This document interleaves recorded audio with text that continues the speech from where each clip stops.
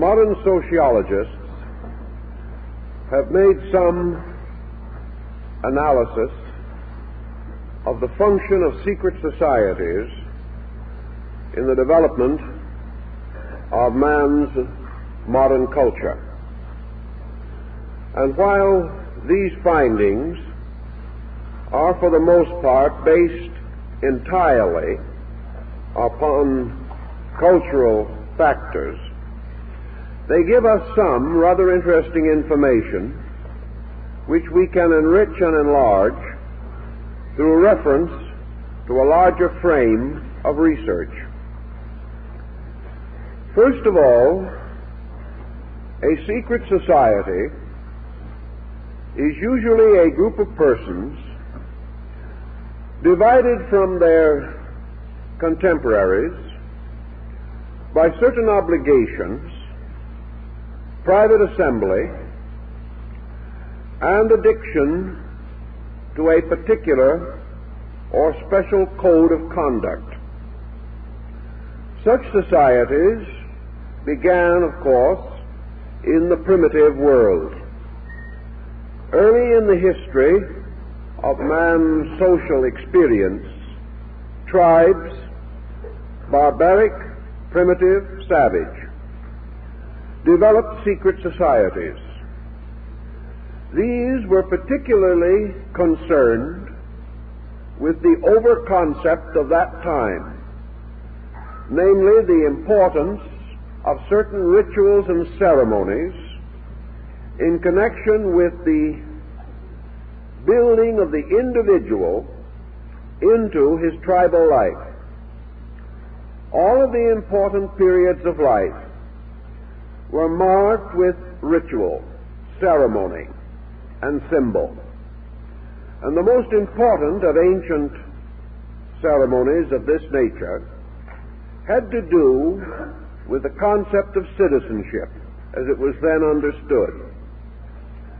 By certain trials, obligations, and revelations, the person was prepared to become part of his social order.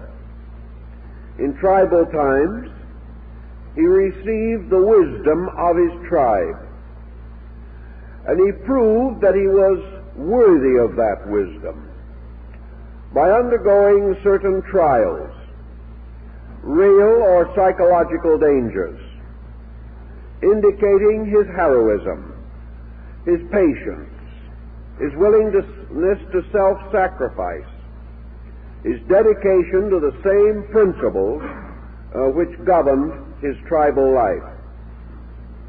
After his initiation into the secret societies, he became a full-fledged member of his community. We may therefore say that in this respect, the secret society was also the school, the university, if we may say such, of primitive society. Here the accumulated wisdom of the people was made available to each new generation through ritual and ceremony. At the same time, the secret society bound the person to his spiritual conviction. Through this association, he came to know the deities believed to govern his tribe. He was religiously obligated to the ideals and principles of the tribal faith. All of his political and social instruction suspended from his religious conviction. It was therefore incredible that anyone could pass through these tribal mysteries without becoming strongly convinced of the importance of the religion of his people. In addition to these important factors, the tribe and the tribal mysteries had to do with the genetic problems recognized at that time. Among our southwestern Indians, for example, each Pueblo has two sides, and the members of these sides have certain religious obligations and certain tribal rites and ceremonies. Marriage must always be across the pueblo. In other words, marriage must always be into the opposite social group. This was important, as experience had taught that too close intermarriage might prove detrimental to the tribal life. Laws governing conduct were also measured across the pueblo. But in all important matters, the two sides met for conference, consultation, and contemplation of the vital needs of the whole people. Gradually, the secret societies became the virtual custodians of authority, causing the modern sociologists to advance the concept that they were highly autocratic groups. If this may be considered legitimate, it may be pointed out that all life at all times has been a curious blending of autocratic leadership and a democratic state. Any individual who assumes leadership, even with the consent of the governed, gains certain autocratic powers and prerogatives. It was the work of the old secret societies to so enrich the cultural, moral, and spiritual life of the leader that he might not be inclined to pervert his authority or to use his powers to exploit or enslave his peoples. Thus the secret society educated the leader not merely in the arts and sciences, as we generally consider them, but in the moral values and in the ethical overtones essential to proper government or any executive or responsible position. In the classical world, the secret society took a new form. It became more exclusively the custodian of learning. And we may say that through the classical world, particularly Greece, Egypt, and the Roman Empire, most secret societies were not basically political in their implications. It is true that no individual can refrain from some involvement in politics, especially if he is an informed and conscientious person. It cannot be said that Plato was a politician, nor can it be said that the Platonic dialogues are completely non-political. To the philosopher, politics represents enlightened leadership, and he contributes in every way that he can toward this end. And in periods of despotism or tyranny, his weight is naturally against vested authority which has perverted its privileges. For this reason, many prominent leaders in the religious, philosophical, and cultural life of mankind have been persecuted and even martyred because they have interfered with entrenched political beliefs. During the classical period also, we see the secret society moving behind nearly all forms of generalized education. In Rome, Greece, and Egypt, young people were tutored by professional teachers. After they had received what we might term a broad education, considering the opportunities and knowledge of their day, they were then, for the most part, presented for initiation into one of the secret societies, it being understood that it was the duty of such societies to integrate the person, to give him the associations the dedications, the consecrations, by means of which his knowledge in any field might be clarified, deepened, and the danger of selfishness or perversion mitigated so far as was possible. This is the general story. And of course, even in the classical period, the overtones remained essentially religious. The secret societies were sanctuaries. Those who entered them were instructed in the true meaning of their faiths, were given certain keys or interior knowledge, and as in Oriental religious societies, they were given certain scientific methods for the advancement of their personal lives, particularly their internal development of resources. The secret society was psychologically symbolic of the internal life of every person. While we live in this world and to a measure of this world, nearly every person has a more or less secret world of his own. This secret world may be no more than a series of convictions differing from or in advance of popular convictions. The individual who is thoughtful envisions a better world than the one in which he lives.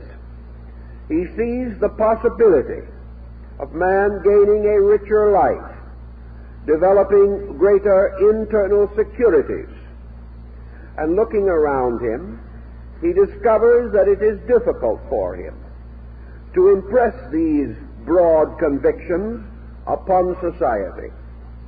Society is highly dominated by conditioned reflexes, and is the individual attempting to live above or beyond his clan or class tries to spread his convictions, he meets mostly with opposition. He finds, therefore, that it is inconvenient and injudicious merely to approach strangers with his thoughts. His natural instinct is to seek out others of his own kind, binding himself with them, and finding in their association the opportunity for greater self-expression. Thus, clubs and groups arise today around certain principles which they feel need or require organized minorities to advance these principles through common effort. If these principles were identical with the common practices, there would be no need for secret assembly. But if these principles are not identical, even though they may be entirely friendly, kindly, non-political, if they are not totally identical with the public mind, then those so interested and so dedicated inevitably form private groups. These private groups advance charities, practice various benevolences, do all that they can to increase the cultural advantage of their members and often of non-members. These kinds of assemblies also were known in antiquity. But in those times, men seldom gathered for trivial purposes. They seldom gathered to meet the simple requirements of the day, inasmuch as society itself, being essentially more simple and having certain natural attitudes, it was not necessary to form special societies to advance the commonplace needs of the people. These societies then went after objectives that were not commonplace. We have another group important to consider in the light of the prevailing way of life of ancient man. During the so-called Golden Age of Pericles, and the great Greco-Latin culture. Most countries had their own religions, their own temples, their own sanctuaries, and these religions were state faiths. They were financed by the state and were made available to the people. The citizen of a country in good standing therefore worshipped the gods of his country, defended them, and sought from them such help as he might need. In those days, the general attitude of mankind on religious matters was to the effect that the religion and the state were identical. Any attack against the state was an attack against religion. Any opposition or attack upon religion was an attack upon total society. Therefore, what we commonly call today intersectarian squabbles could not exist. The individual was born and raised within a national or community religion. Because of this factor, he expected other states or communities to have their own faiths. If he journeyed into another area, he generally remained courteous to the deities of that region, and seldom attempted or even contemplated any missionary or evangelical attitude or procedure. It did not occur to him that it was right or proper for him to attempt to change the basic faiths of the nations in which he visited or traveled, nor would he tolerate others coming into his areas and attempting such procedures. It would seem, therefore, that these areas would remain very much isolated, and that religious unity would be next to impossible. The appearance, however, has deceived many persons, including scholars. The facts were somewhat different.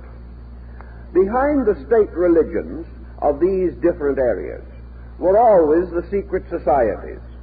These were composed mostly of scholars, philosophers, sages, travelers, educators, persons whose knowledge of their own religion and the religions of other peoples exceeded that of the average citizen.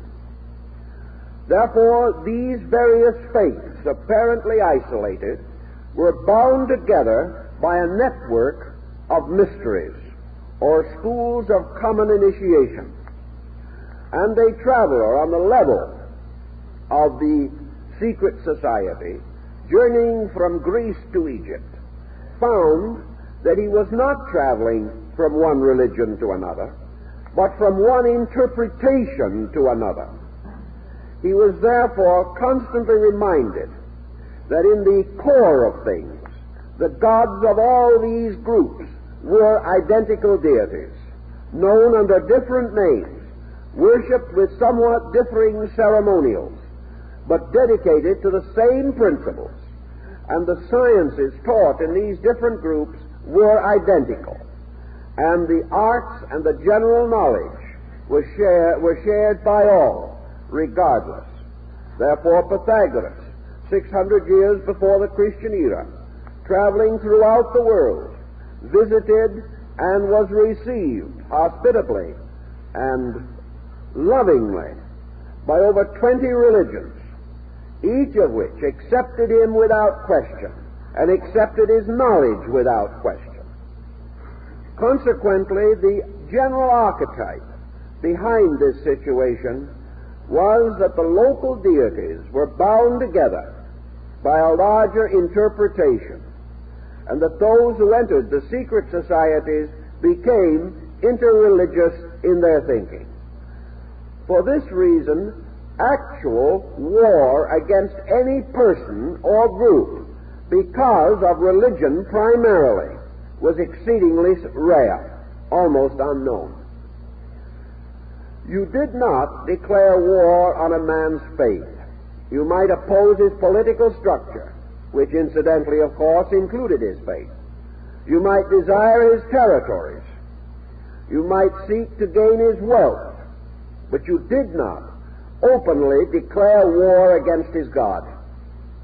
This was a situation which in many respects resulted in more favorable situations after a period of hostility. When peace was restored, the God concept set in again, and the divisions that might have been otherwise irreconcilable were often mended in this way. Secret societies, therefore, served a great number of purposes and were more widely and generally used than we recognize. In Greece, every free person, man and woman, was entitled to initiation. Consequently, it was not uncommon at the rites of Eleusis in Attica for 25,000 persons to be initiated at one ceremonial. It was therefore not merely a small group, but the whole of the cultural pattern was invested in these principles.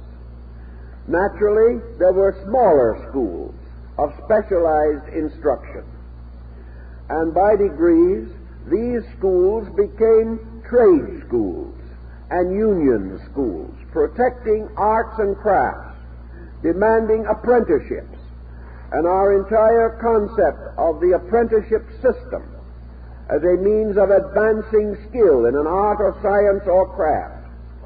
This arose in the secret societies, for the most common things were so organized. In early England, the tailors had their own secret society. So did the plumbers. Secret societies were not left entirely to abstract speculation. Men had a certain pride in their own achievements and a certain sense of responsibility for the quality of their work. In those days, this responsibility was invested in guilds, and guilds were an outcome of classical secret societies. It was the guild that instructed the apprentice, gave him the choicest secrets of his profession or trade, and bound him with obligations to use this knowledge constructively and honorably. It was therefore a most signal offense against society and God to shoddy the workmanship, to use inferior materials, or in any way to misrepresent a contract. The God concept still occupied the mind of the guild masters. Each meeting of the tailors and the plumbers and the shoemakers and the tinsmiths, each meeting was opened with religious ceremony. Each meeting was closed with prayer. And during the period of these meetings, when matters of common concern, of charity, of taking care of needy or impoverished brethren, whenever these matters were examined, it was in a sanctified atmosphere of dedication, and to each of these guilds, deity represented the peculiar guild master. In other words, of all the shoemakers, God was the great shoemaker. Of all the tinsmiths, God was the great tinsmith. Of all the architects, he was the sovereign architect of the world. To all the physicians, he was the master of healing. Each in his own way, therefore, developed a guild faith, a faith based upon performing his normal human activities, his trade, his profession, as a sacred service, as a dedicated recognition of his responsibility to society. And whatever he did that was useful and helpful to others was a form of religious sacrament. The development, therefore, of great projects with comparative smoothness of procedure marked that time. In a day when great mausoleums, temples, palaces, and tombs required from 50 years to 500 years for their completion. The work proceeded in an orderly manner. It was hardly necessary to inspect the work. The masters of the guilds inspected the work themselves and were more critical than any outsider could possibly have been. Also, they regulated the wages of the workmen. They held the various religious meetings that were necessary. And from this we observe inevitably the rise of a religious spirit, a spirit not directly consistent with the general prevailing orthodoxies of those days, a religion which moved directly into action, a religion which was not drowned in theory, but was constantly vitalized by practice. Thus, religion itself passed through certain modifications. The guild masters did not leave their faiths. Very often they met in the chapels, temples, cathedrals, and churches of their religions. But at the same time, they brought to their religion something previously not so well emphasized, and that was the importance of applying your faith and its principles to the works of your hands, so that each task that was performed was sanctified by the integrity with which it was performed. This type of condition has also drifted down to us in the form of trade unions, in the form of various labor organizations. But little by little, the religious factor has diminished, and these organizations have become protective, essentially, rather than almost completely idealistic. In the religious pattern also, we gradually discover that the decline of the so-called Greco-Latin culture brought with it a gradual motion toward the unification of religion. And of secret societies, we should point out those in which religious rites in areas apart from the natural home of a faith came to be emphasized. The secret societies of early Christendom are at point, and also we should mention the secret societies of the wandering and exiled Jewish minorities. Both of these groups, finding themselves in mostly unfriendly regions, united more and more among themselves in the effort to preserve and maintain their faiths.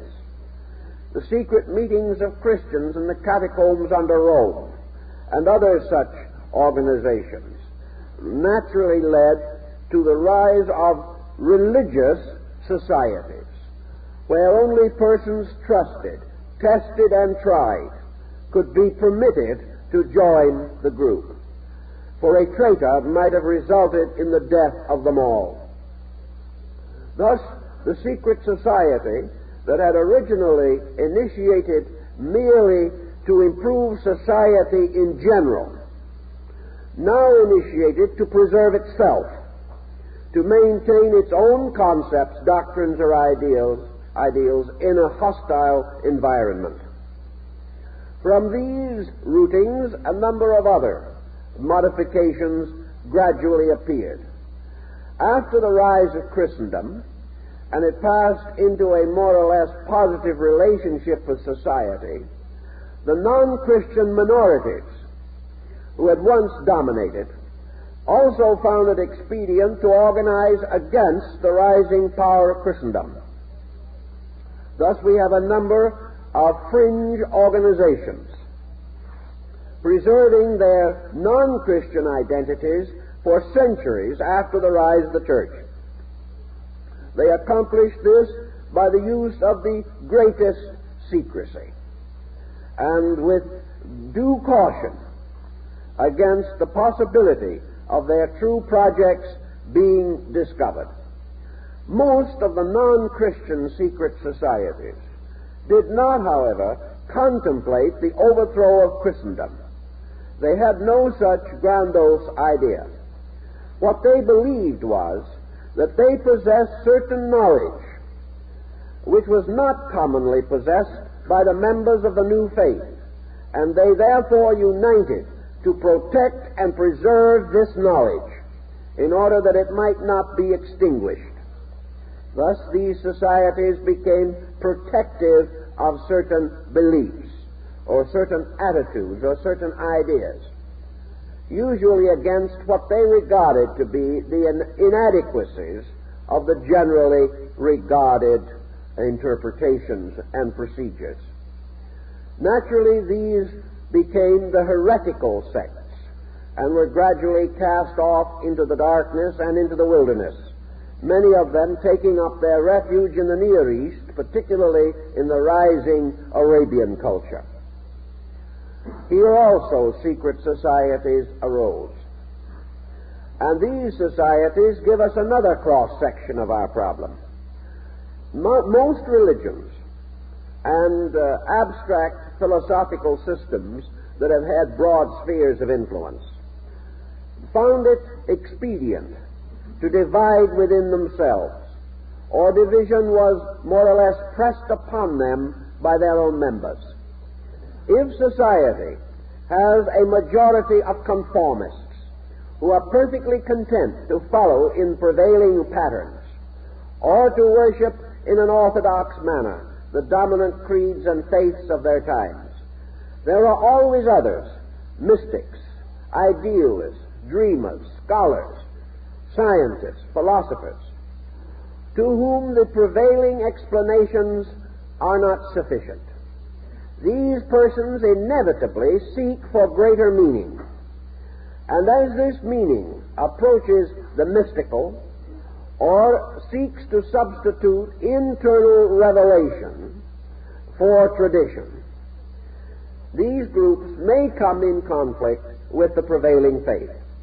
To meet this conflict, they retire into a measure of secrecy. This secrecy serves several ends. First, it prevents outward division in a religion. It prevents a faith from being constantly in the presence of its own heretical followers. Furthermore, it advances to a degree, and rather continuously, the moral and ethical values of a faith. And those ideals which 1,000 years ago were regarded as totally esoteric have gradually come to be new standards of orthodoxy, so that these mystical groups, pressing on beyond the prevailing doctrines, have become the pioneers of progress in nearly every order of society with which they have been associated. This, in brief, perhaps, summarizes the older situation. And it now comes to our mind to analyze the more recent trends in these matters. The first sociological over-concept that develops from all of this is that the secret society represents an organization of the factor of mystery. Anything which is secret becomes a challenge. The moment we learn that there is something folks do not want us to know, we can never rest until we find out what it is. It is the same way with a personal secret. The individual possessing it is overshadowed by the sense of his own importance. The mere fact that he knows something not commonly known gives him a membership in an exclusive aristocracy. He begins to show all the symptoms of this secret knowledge, and usually, unbound by obligation, rushes forth to share it, by so doing gaining a peculiar distinction for being the person from whom this secret knowledge is derived. Thus, there are many kinds of persons. In the field of scholarship, for example, there are scholars who, making a discovery, will die rather than share it with anyone else. There are others who live only in the world of scholarship in order that they may share whatever they learn or discover. Human nature being widely diversified in its temperamental peculiarities, we do learn, however, that mystery exercises an influence far beyond its own proportions. The small child standing in the presence of a dark closet has certain inevitable reactions. This dark closet is powerful. It is almost overwhelming in its potential possibility. A light is then turned on and there is nothing there. But this discovery of the nothingness of the dark closet solves nothing. The next time we are in presence of a dark closet, we go through the same experience again. We are never able to be certain, confident, or positive in our relation to the unknown. Secret societies, consequently, from the beginning, have exercised a strange and wonderful force upon tyrants. They have become, so to say, the reflectors of a man's conscience.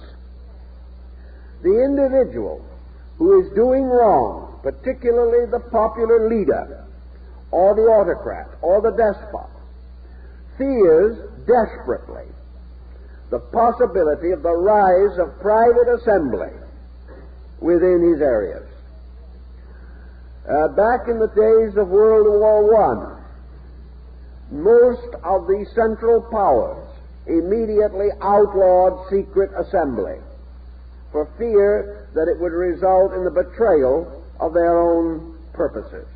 In World War II, both Germany and Italy, under Hitler and Mussolini, outlawed secret societies for fear that from them would rise the force that would later judge them and would make more rapid their overthrow. Also, of course, in all countries now behind the Iron Curtain, secret societies are forbidden. For it is always possible that from them might come the counter-revolutions which are continuously feared. If a secret society does arise within a troubled state, and it is impossible for the police or agents of that state to ferret out the society and destroy it, it then becomes a ghost, haunting forever the tyrant, and causing him to gain greater and greater fear and terror, looking with suspicion upon everyone, hardly daring to accept the closest ministrations of his own family for fear that they are in league against him. Thus the secret society, as a political instrument, enables a dozen men united together to appear with the strength of 1,000,000. That which is unknown multiplies its power. It is suspected of far more than it possesses, and it also becomes psychologically a judge and juror over the tyrant. It may never move, but its existence in his consciousness may well destroy him. The political power of such organizations, therefore, can, under certain conditions, be extraordinary, especially where the situations permit the continuance of secrecy. In what we call our modern way of life, secrecy, as known in antiquity and during the medieval period, such secrecy is no longer possible. Secrecy today is a highly relative term, and nearly all secret societies are known. The motives for which they stand are known. Their memberships are known. That is, in those nations in which the general way of life does not cause leaders to fear such assembly, or does not give reason to assume that treason is intended, or the destruction of persons, property, or character is likely to follow.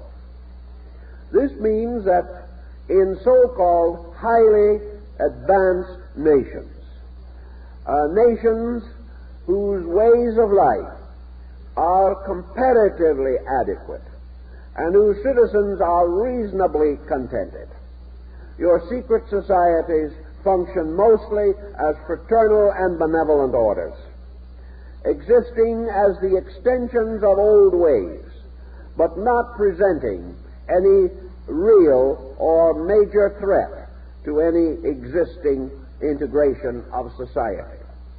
Modern societies, therefore, are inclined to advance special ideas, the advancement of which will improve or adjust society, advance education, spiritualize against the prevailing materialism.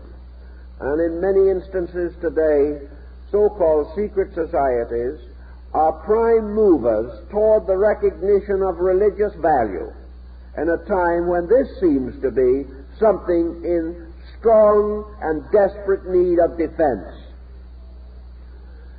If, therefore, there is charitable work to be done, if there is need for the strengthening of community ties, if the preservation of a level of consciousness is advanced by society activity, such societies will spring up, preserving part of the forms of older organizations, and perhaps even more of the spirit, but relating mostly to those classical societies which had as their principal aim the general improvement of man, or the protection of arts and sciences, or the service of the needy, or the extension of education towards a higher cultural platform, with emphasis upon the need of man to advance toward the future, better equipped than he is by ordinary methods now prevailing. From such considerations, societies may be regarded as benevolent. This is the way we generally think of them today.